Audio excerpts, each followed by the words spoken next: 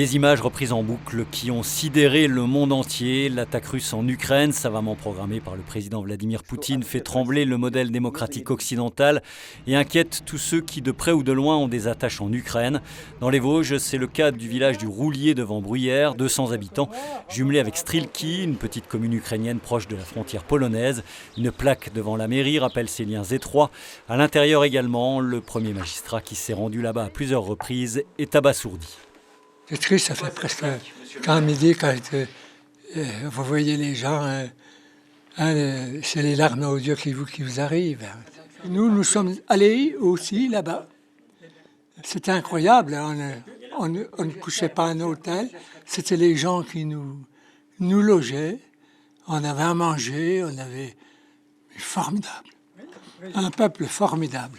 Ah, bonjour Roman. Le maire du Roulier devant Bruyères qui nous emmène chez un de ses administrés, Roman, fils d'Ukrainiens, venu s'installer en France juste après la Seconde Guerre mondiale. Il cherche en vain depuis ce matin à avoir des nouvelles de sa famille.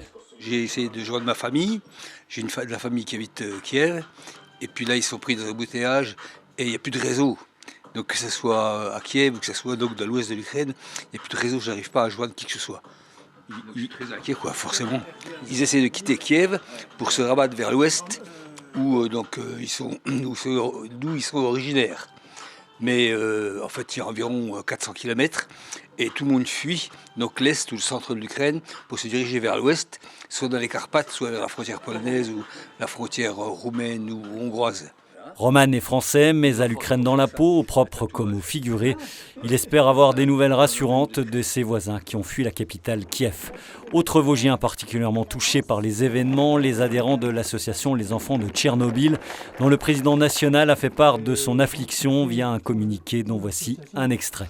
Après le Covid-19, le monde est aujourd'hui confronté à un virus encore plus terrifiant et incontrôlable, le dictateur Vladimir Poutine, qui vient de déclencher une guerre sur notre continent. Nous avons été ce matin en contact avec notamment la famille d'accueil des petits qu'on accueille dans l'été.